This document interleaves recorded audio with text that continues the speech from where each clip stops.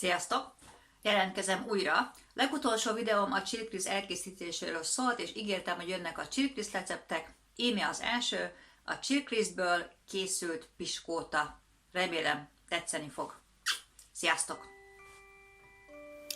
Csapjunk bele a chili piskóta tekercsünkbe. Van 6 darab tojás sárgájám, ezek LS méretű tojások, és abban kezdjük, hogy az alaptésztába hozzáteszünk egy evőkanálnyi mézet, organik mézet természetesen, az durván 15 g, és elkeverjük. Itt van, kérem, a nagyon finom porrá őrölt csirklisztem. Na most a hagyományos piskótában ugye 6 tojáshoz teszünk 6 evőkanál lisztet, meg 6 evőkanál porcukrot, ez most ugye nincsen. A csirklisztnek az állaga az egészen más, tehát nem teszünk bele 6 evőkanalat, mert ilyen kemény bumszli köteget kapsz, tehát szépen adagoljuk. Először is 2 kanalat rakunk bele, 2 evőkanál, és így megyünk, addig nézzük, addig keverjük, amíg nagyjából a piskótához hasonló állagot kapunk. Meg tudom adni majd a végén gramban, hogy hány gram csirkliszt, de ugye ez mindig attól függ, hogy mennyire finomra őrlöd, tehát inkább azt mondom, hogy így egyesével adogasd a kanalakat hozzá. Na ehhez még egy kanál biztos, hogy kell.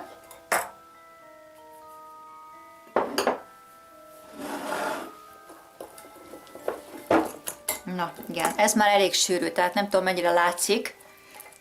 Ha ennél többet raksz bele, akkor ilyen gumó lesz az egészből, és hát azt nem fogod tudni a tojás fehérjével elkeverni, csak a szétvered az egészet. Ez így pont jó.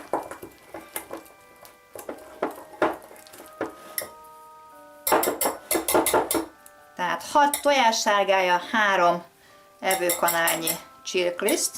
Ezt se fogjuk kidobni, majd még megmentjük. És most szépen felverjük a tojás fehérjét. Tojáshab kész van, és most szépen hozzáadjuk a masszánkat. Talán ez is egy kicsit túl kemény már, tehát a csirklisz megszívta magát, de azért talán ezt elbírja a habverőm is.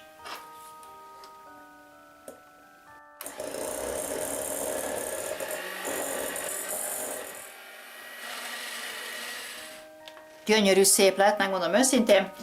Ahogy ez megvan, előkészített sütőpapír, kicsi kacsa vagy libazsírral megkenve, az mindig folyékony szobahőmérsékleten, csodálatos, és mehet bele a csirkliszt piskótánk. Hát kérem, ezt jónak ítélem, megy be a sütőbe, a sütőm hideg, 150 fokon kezdem el sütni, szerintem egy negyed óra is kész lesz. Visszatérek. Készen vagyunk, 15 perc és kész, úgyhogy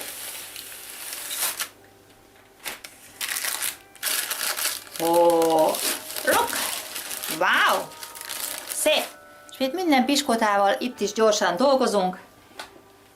Most kérem szépen, nem tudom mennyire, hogy látszik ez szépen, ez gyönyörű szép, élénk bordószínű, vörös áfonya, kicsit megdinsztelve, semmi extra. Azért választottam ezt, mert ha próbálkoztam már mindenféle mással, olyan könnyen beszívta a tészta, hogy meg ezek a áfonyák, málnák, eprek, hogy nagyon-nagyon másnapra ilyen kékes-zöldes színű lett a tészta. Ugye beszívta és elszínezte, nem volt szép. Úgyhogy most én úgy döntöttem ebben és ez az áfonya, amúgy a vörös áfonya rettentő zselészerű. Tehát azt gondolom, hogy ez kitűnő.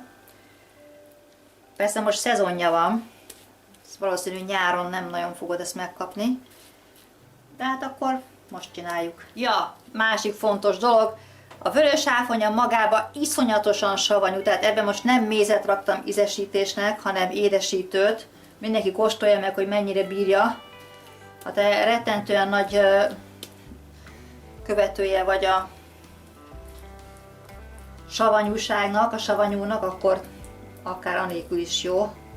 Én nekem az egy kicsit sok volt. Tekerjük föl. Hogy tekerjem? Függőlegesbe vagy vízszintesbe? Tudom. Így lesz. Hagyományos módon tekerem.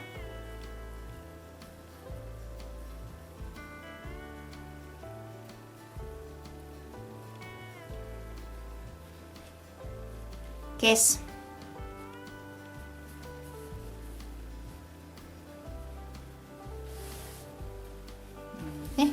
Így ahogy van, teszem be majd a hűtőbe egy kicsivel később, és ahogy meghűlt, megdermett, már szeletelem is fel. Nézzük, mi lett belőle.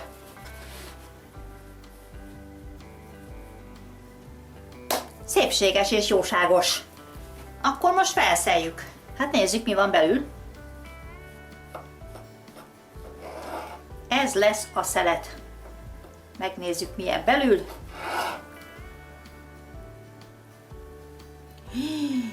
Wow, ezt nézzétek. Hát ezt meg nem mondja a nagymamám se, hogy ez nem valódi piskóta tekercs. Oda nézzetek. Hát kérem, íme itt van. Kész van. Együk meg. Szépséges. Végül is felvágtam az egészet egy szép tányérra. Hát nem tudom, szemed gyömnyörködtető, nézzétek. És megkóstoltam. Baromi finom. Kimondottan ez a savanykás, vörös áfonya, teli találat. Nagyon jó. Hát jó étvágyat nektek is. És itt van a meglepetés, ugyanaz az alap, tortát készítek, ugyanis most van a születésnapom, 58 éves leszek, ez itten cranberry, nyersen, ezt fogom szépen megsütni magamnak. Hihetetlen, bele se akar süllyedni. Na, majd segítünk neki. Megy a sütőbe. Nagyon hamar pirosodik a teteje, nézzétek meg, hogy kijöttek. Úgyhogy leállítottam a légkeverést, és ráteszek alumíniumfóliát, arra még nem, hogy le ne égjen, mert a belseje még biztos, hogy nyers. Kisebbik torta elkészült, ez 30 perc volt, így is le volt fedve, így is szépen megbarnult, a másik azért még kicsit lágy belül. Várakozunk. Elkészült a nagyobb torta is, ez összesen azért 45 percet sült, és végig le volt takarva, nem végig, bocsánat, hanem amikor már kicsit fölemelkedett, letakartam alufóliával, így még szerintem így még szép barna. Megvárjuk, amíg kihűlnek, földíszítjük őket, aztán lesz, ami lesz. Közben elkészítettem a krémet a tortámhoz. Hát ezt ki lehet találni, avokádó krém, tehát ebben most bőrkepép van, avokádó, édesítő, nagyon zsíros tejszín és egy pici aroma. Most direkt nem rakok bele csokoládét. Avokádó, hát szerintem az Isten jó kedvebe volt, amikor ezt a fát elültette. Valami gyönyörű állaga van, sejmes, alig várom, hogy kész legyen a tortám. Ez meg a vörös áfonyának a maradéka, ugyanaz van benne, édesítés, bőrkepép, ebben most nincs aroma, és egész egyszerűen csak összemelegítettem őket. Ha kicsit megdermed, mert a bőrkepép ugye ez meg fog dermedni, akkor csak berakom a mikróba, egy pár percre felmelegítem. Miért használok bőrkepépet? Azért, mert amikor megdermed, akkor maga a torta nem lesz olyan ragacsos. Nekem ez nagyon bejött, ezért kihagyható, tehát akármilyen krémet összedobhatsz a saját ízlésednek megfelelően. Én nálam most ez megy. Kérem szépen, kihűltek. Nem mondom, azért jól megsült az alja, de még azért nem égett, úgyhogy reméljük, hogy rendben lesz. Ígyni. A másik, ugye az hamarabb kiszedtem, olyan, mint a rántott hús, komolyan. Na, díszítem, és kész is leszek.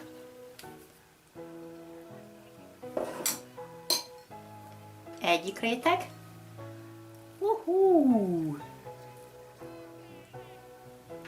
Na kérem, én meg vagyok elégedve, erre még csinálok kis fehér szívecskéket, virágokat, abban még mindjárt visszatérek. Hajrá! Hát kérem, kész lettem a meglepetés születésnapi tortámmal. 58 éves lettem.